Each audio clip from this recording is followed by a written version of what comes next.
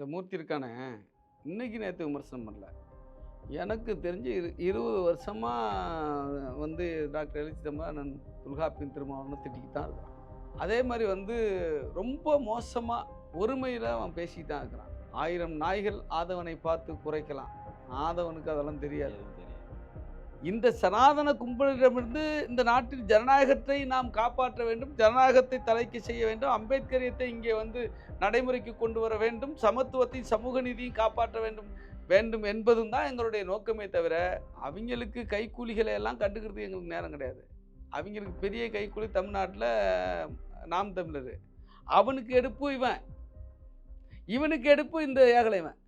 இன்றைக்கு வந்து சனாதன சக்திகளுக்கு சிம்ம சொப்பனமாக திகழ்ந்து கொண்டிருக்கிற விடுதலை சிறுத்தைகளை தலைவர் டாக்டர் எழுச்சி தமிழன் தொல்காப்பியன் திருமாவளவனை எப்படியாவது வந்து நாம் முடக்கிட முடியுமா, அல்லது சேரை வாரி இறைத்திட முடியுமா, அல்லது அவதூறுகளை பரப்பிவிட முடியுமா, இதன் மூலமாக இந்த அவருக்கு வந்து ஒரு மிகப்பெரிய நெருக்கடியை உருவாக்கி விட முடியுமா என்ற அசங்க பரிவாரங்கள் முயற்சி செய்கிறார்கள்.